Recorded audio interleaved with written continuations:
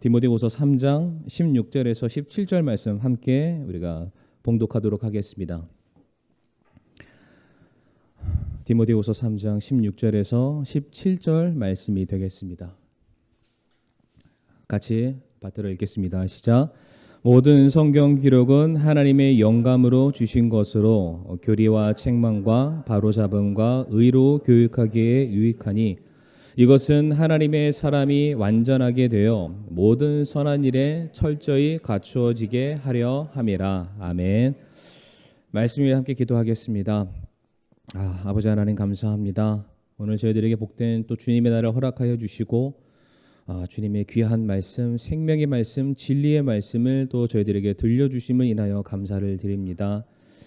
오늘 오전에 들었던 우리 한대계 선교사님을 통해서 우리가 받아듣게 되었던 추수한 일꾼들, 우리가 주님의 마음으로, 주님의 방법으로, 주님의 능력 받아서 우리가 귀한 사역 감당할 수 있는 주님의 귀한 일꾼들이 될 수 있도록 우리 이 자리에 계시는 성도님들 한 분 한 분을 하나님께 축복하여 주시옵소서. 또 무엇보다 이 시간 우리가 성경 퀴즈 대회를 앞두고 있습니다. 우리가 퀴즈 대회보다는 하나님의 말씀을 더욱더 사모하는 마음을 허락하여 주옵시고 참으로 그 말씀을 우리들의 삶의 표대 삼아서 우리가 나아가는 신앙의 경주를 온전히 감당할 수 있게 도와주시옵소서. 예배의 시정일간 온전히 주님의 손에 맡겨드리오며 모든 말씀 살아계신 예수님의 이름으로 기도를 드립니다. 아멘. 자리에 앉으시겠습니다. 오늘은 말씀이 주는 유익이라는 제목을 함께 말씀을 나누고자 하는데 부제목으로 우리가 왜 성경을 읽어야 하나라는 제목으로 이 시간 짧게 말씀을 나누고자 합니다. 왜 우리가 성경을 읽어야만 할까요? 그런데 이렇게 말씀하시는 분들 중에서는 이미 대부분이 성경을 읽으신 분들입니다. 그러니까 성경을 읽고 싶지 않기 때문에 왜 내가 성경을 읽어야 되나요? 라고 물어본 게 아니라 이미 성경을 읽으셨는데 성경을 읽었음에도 불구하고 별다른 감흥이나 깨닫는 것이 없기 때문에 그렇다면 내가 왜 시간을 들여서 성경을 읽어야 되나요? 오히려 성경을 읽는 과정 속에서 이해할 수 없는 성경의 지명이나 역사나 문화적인 차이로 인해서 더 어렵게만 느껴집니다.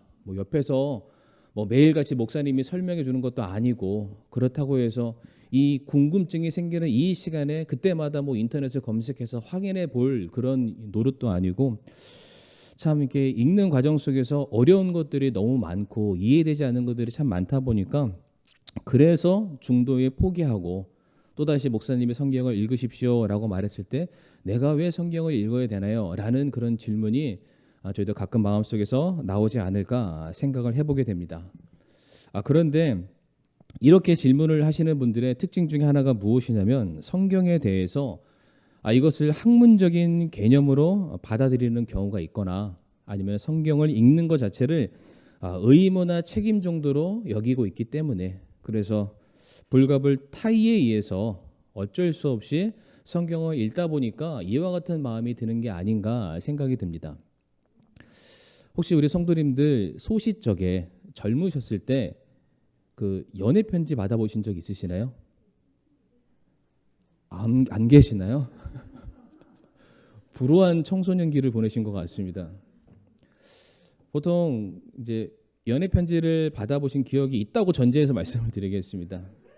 그러면 그 편지 봉투부터 시작해서 글씨체, 글자와 글자 사이의 그 자간의 간격, 그리고 그 편지지에 어떠한 내용으로 되어 있나. 이제 저 때는 영화 포스터로 편지지 된 게 참 많았었거든요. 그러면 그 포스터가 뭔지에 따라서 상대방이 저에게 준 내용에 대한 의미가 완전히 달라지고는 했습니다. 참고로 지금 제가 말하고 있는 연애 편지는 저희 아내랑은 전혀 상관없는 이제 젊었을 때를 말씀드리는데 어쨌든 그때 그 편지를 딱 받아보면은 몇 번씩 읽잖아요.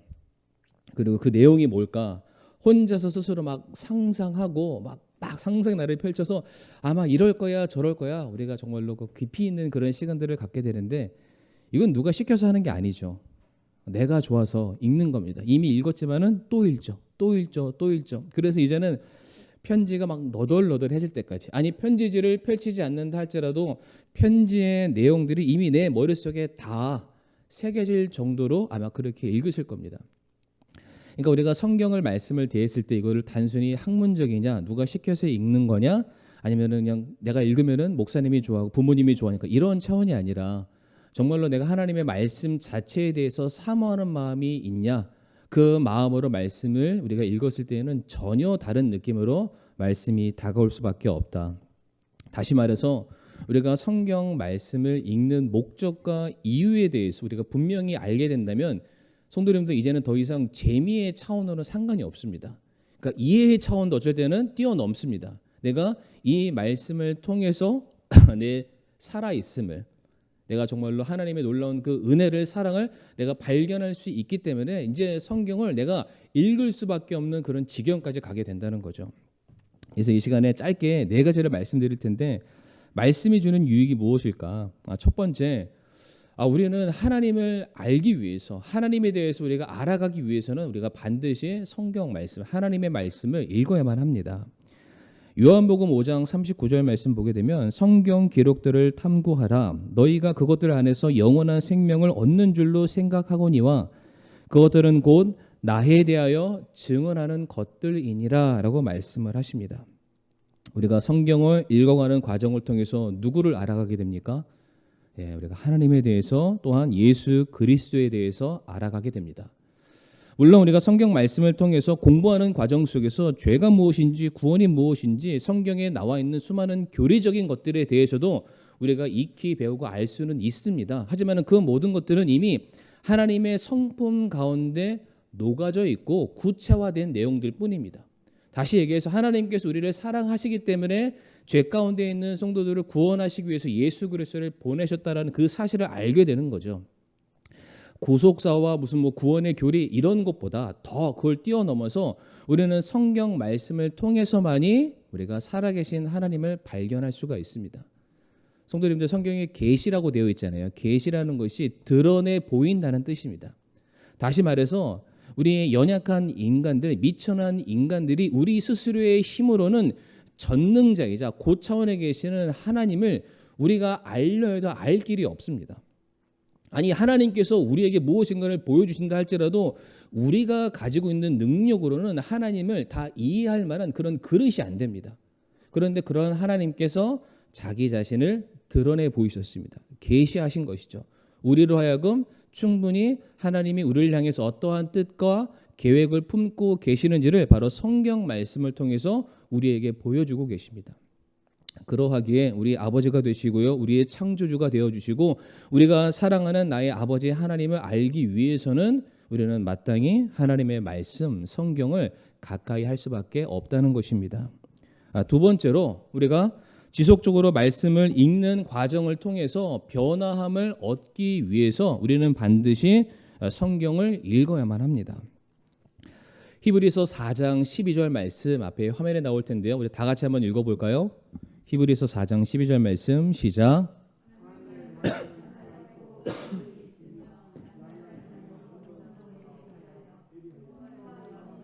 관절과 골수를 찔러 둘로 나누기까지 하고 또 마음의 생각과 의도를 분별하는 분이시니. 아멘. 하나님의 말씀은 살아있다라고 말씀하고 있습니다. 또 하나님의 말씀은 살아있고 권능이 있습니다. 성도들이 말씀을 받아들이기 시작하는 순간 하나님의 말씀이 우리 안에서 어떠한 역사를 일으키시냐면은 우리의 이해와 우리의 사고와 우리의 생각과 상식을 뛰어넘는 말씀의 권능이 성도님들의 모든 것들을 새롭게 바꾸신다라고 말씀을 하고 있습니다. 예를 들어서 하나님의 말씀이라는 기준이 없는 사람들은 무엇인가를 선택하게 되었을 때에 고민할 필요가 없습니다. 내가 나 자신의 기준이기 때문에 내가 원하는 대로, 내가 생각하는 대로, 내가 갖고 싶은 대로 선택하면 그만입니다. 그러나 지속적으로 하나님의 말씀을 양식 삼아서 계속해서 읽고요, 묵상하고 마음에 새겨두는 이와 같은 과정이 있는 성도들의 경우에는 하나님의 말씀이 그 사람의 혼과 영을 찌르는 과정들을 통해서 우리가 무엇인가를 선택하게 되었을 때, 우리가 무엇인가 결정하게 되었을 때에 하나님의 말씀, 내 생각이 아니라 하나님의 말씀이 그것이 옳은지 그른지를 알게 해 주신다는 겁니다. 그로 말미암아 우리가 바른 길로, 잘못된 길이 아니라 바른 길로 올바른 선택을 내릴 수 있도록 우리를 도와주시게 되는 거죠. 바로 이와 같은 과정들이 반복되다 보면 성도들의 가치관과 사고 방식이 이전과는 현격하게 달라지는 것을 경험하게 됩니다. 우리가 어렸을 때는 경험하지 못했고 배우지 못했고 알지 못했기 때문에 우리가 자칫 실수하거나 잘못하는 행동들이 참 많이 나옵니다.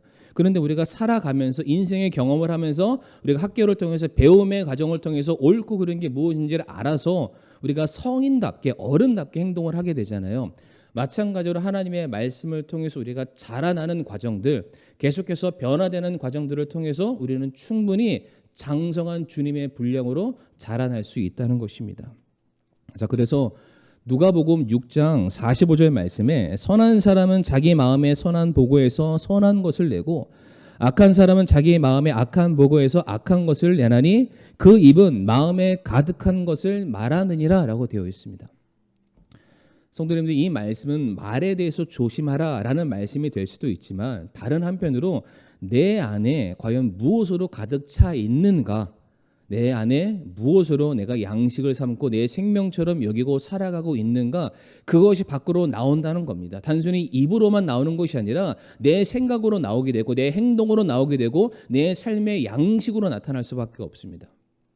그러하기에 하나님의 말씀이 우리 안에 심겨져 있다면, 하나님의 말씀을 우리가 무엇보다 기뻐하는 삶을 살아가게 된다면 이와 같은 성도는 자기가 보기에 좋은 것을 선택하는 삶이 아니라 하나님의 생각대로, 하나님이 우리에게 가르쳐주신 진리대로 살아갈 수밖에 없다. 그의 삶은 반드시 변화하게 될 것이다. 바로 이러한 차원에서 우리가 또한 성경을 읽어야만 하는 것입니다. 세 번째로, 이와 같은 과정들을 통해서 우리는 하나님의 역사하심을 경험할 수 있는 기회를 얻게 되기 때문에 우리는 또한 성경 말씀을 읽어야만 하는 것입니다. 여호수아 1장 8절 말씀 보게 되면 너는 이 율법책을 내 입에서 떠나지 말게 하며 밤낮으로 그것을 묵상하여 그 안에 기록된 모든 것에 따라 지켜 행하라. 그리하면 내가 내 길을 형통하게 하며 또한 크게 성공하리라 라고 말씀을 하십니다. 성도님들, 하나님께서 말씀을 하셨다는 건 지난 수요 말씀 성도님들 기억하시죠? 하나님께서 고차원에 계셔서 이미 모든 것을 다 보시는 하나님께서는 이미 이 일이 시작됨과 끝을 이미 다 보신 하나님이시다. 다시 말해서 하나님께서 우리에게 무엇인가 권면하고 이렇게 살아가라고 방향을 제시해 주신 것은 야, 이렇게 살면 그렇게 될 수도 있어라는 막연한 가능성을 말씀하시는 것이 아니라 이미 하나님은 살아보신 겁니다. 이미 하나님은 그 일에 대한 결과를 보신 분이시기 때문에 너희가 이렇게 살아야만 너희들의 삶이 형통함으로 끝나게 될 것이야. 이 말씀에 순종해야만 너희들의 순종에 따른 열매를 맛보게 될 것이야. 이미 하나님은 보신 것을 우리에게 말씀해 주시는 것입니다. 다시 말해서 우리가 하나님의 말씀대로 살아갈 바로 그때야 우리가 하나님의 살아계심을 경험하게 되는 것이고요. 하나님께서 우리에게 약속하신 모든 것들을 열매로 누릴 수 있게 되는 것입니다. 마지막 네 번째이죠. 우리는 계속해서 자라나가기 위해서 하나님의 말씀 성경을 읽어야만 합니다. 우리가 다 같이 로마서 10장 17절 말씀 함께 읽도록 하겠습니다. 로마서 10장 17절 말씀 같이 읽을까요? 시작. 믿음은 들으며 이해오며 들음은 하나님의 말씀에 의해 오느니라. 아멘.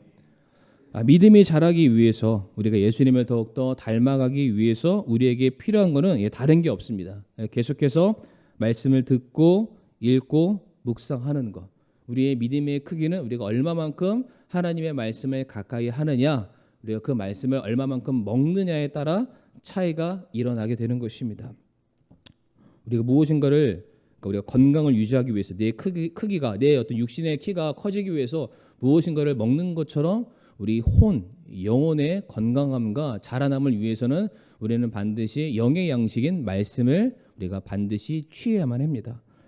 마지막으로 요한 3서 1장 2절 말씀 읽고 마치도록 하겠습니다.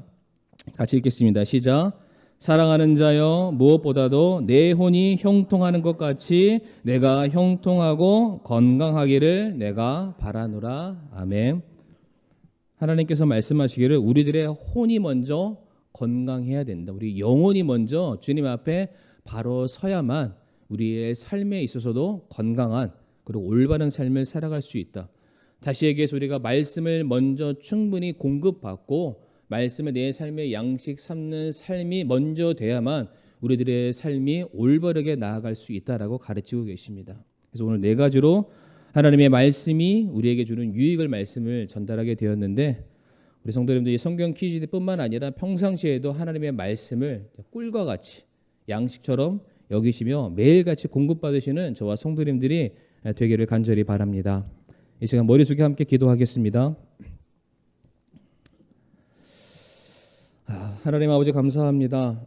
참 저희들 하나님의 그 귀한 말씀을 우리들의 생명의 양식으로 삼고 살아가길 원하오며 우리가 살아가는 인생의 길에 등불처럼 우리가 삼고 우리가 걸어가기를 원하옵니다. 오늘 우리 주신 말씀처럼 우리가 하나님의 말씀, 하나님을 발견하기 위해서 또한 우리가 자라 나아가기 위해서 하나님을 경험하기 위해서 우리들의 삶이 변함을 얻기 위해서 정말로 그 무엇보다 하나님의 말씀을 사모할 줄 아는 이 자리에 있는 우리 모든 성도님들 한 분 한 분이 될 수 있도록 아버지여 인도하여 주시옵소서. 또 이 시간 또 저희들 사도행전 성경 퀴즈 대회로 우리가 귀한 시간 가지려 합니다. 또 이 시간을 인도하실 우리 서치진 집사님 하나님께서 그 입술을 주장해 주시고 또 귀한 시간 될 수 있도록 능력으로 함께하여 주시옵소서. 모든 말씀 살아계신 예수님의 이름으로 기도를 드리옵니다. 아멘.